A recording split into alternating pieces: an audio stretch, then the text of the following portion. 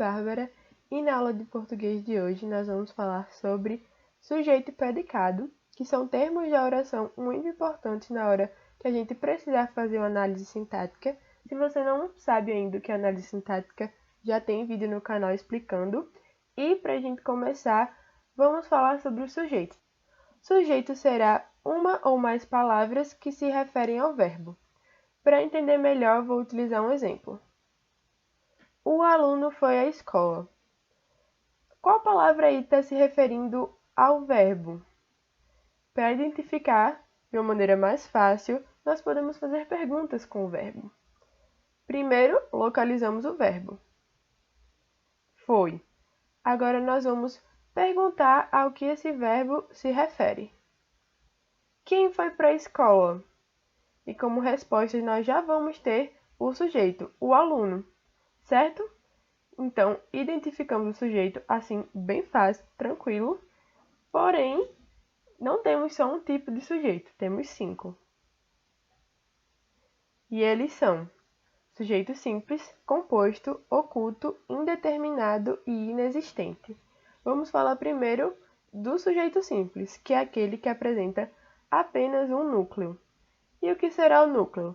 É a palavra que não pode ser retirada do sujeito sem alterar seu sentido, ou seja, é a palavra mais importante do sujeito. Sem ela, a gente vai perder alguma informação, algum sentido, então não podemos retirá-la, tá bom? Então aí, ó, temos outro exemplo. A aluna de casaco rosa foi embora. Vamos identificar o sujeito por meio da pergunta. Quem foi embora? A aluna de casaco rosa.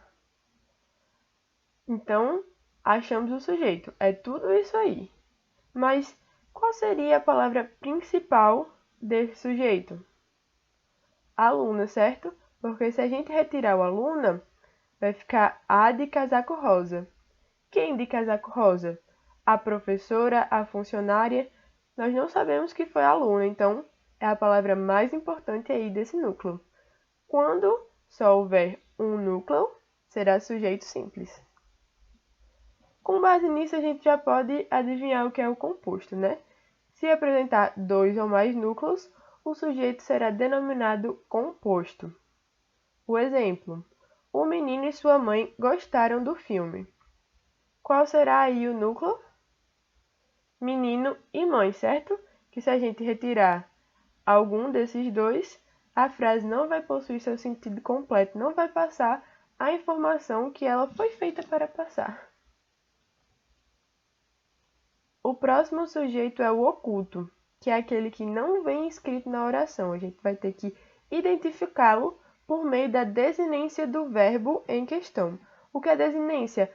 É a terminaçãozinha ali do verbo, tá bom? O exemplo: pulamos de alegria. Em pulamos, esse amos sugere qual pronome antes? Eu pulamos? Tu pulamos? Não, né? Nós pulamos.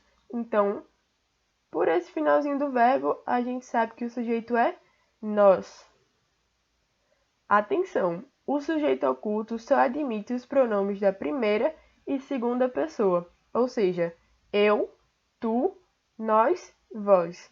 A terceira pessoa ficou excluída porque ela vai fazer parte do sujeito indeterminado, que é aquele que não vem escrito na oração e que não se sabe ao certo quem é que está realizando aquilo, certo?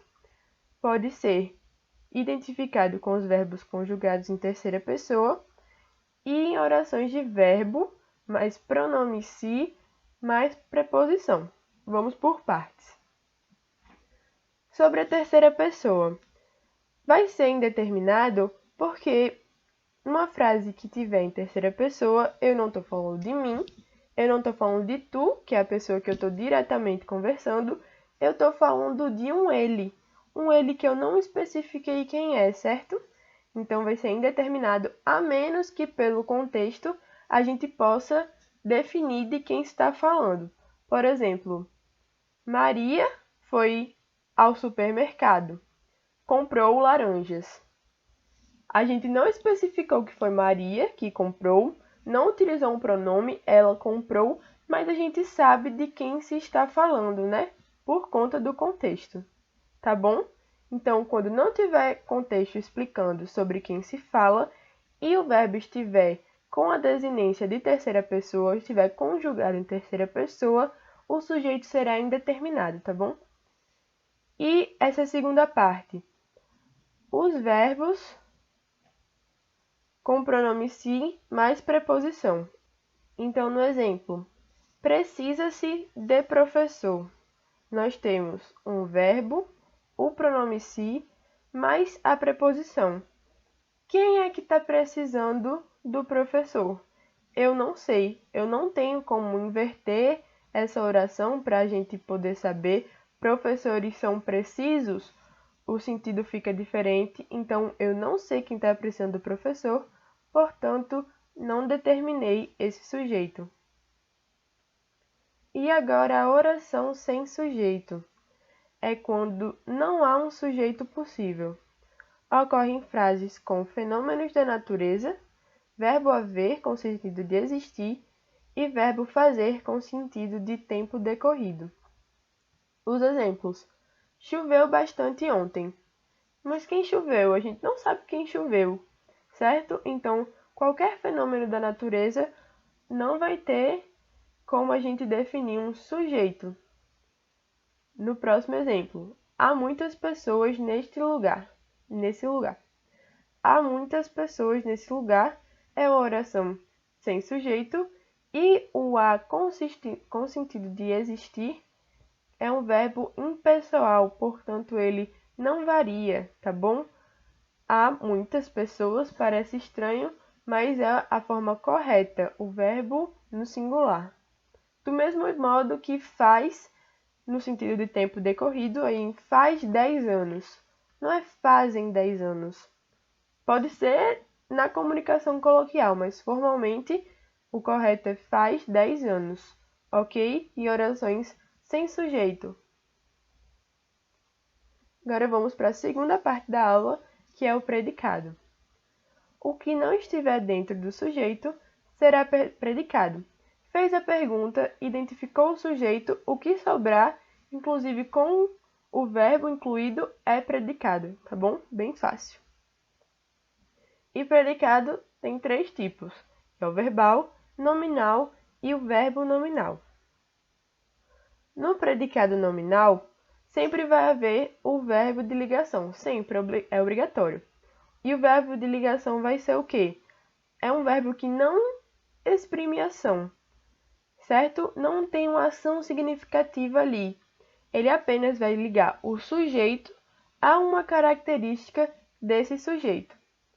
E o núcleo do predicado nominal vai ser essa característica que o verbo de ligação está ligando, ok? Então, teve verbo de ligação, vai ser predicado nominal. E um exemplo de verbo de ligação é o é. Ela é bonita. Então, esse é não tem nenhuma ação. Portanto, ele é um verbo de ligação. Já no predicado verbal, vai conter o verbo de ação, que são os verbos significativos. E o núcleo desse predicado será o próprio verbo. Então, nós corremos muito hoje. Corremos está nos comunicando uma ação que foi feita, certo? Então, vai ser o predicado verbal. E nós vamos ter ainda um predicado que junta essas duas características, que é o predicado verbo nominal. Ele vai unir essas características, ou seja, vai trazer um verbo de ação e um adjetivo, uma característica para o sujeito. Vamos, por exemplo, nós corremos cansados. Eles correram no exemplo anterior, ficaram cansados, mas continuaram correndo. Nós corremos cansados. Quem correu? Nós. Certo? É o sujeito. Correr é um verbo de ação, é um verbo significativo e cansados é uma característica que está sendo dada para o sujeito, para nós. Ou seja, uniu o núcleo do predicado nominal e o núcleo do predicado verbal num só, virou predicado verbo nominal. E foi isso, eu espero que vocês tenham entendido e até a próxima aula. Tchau!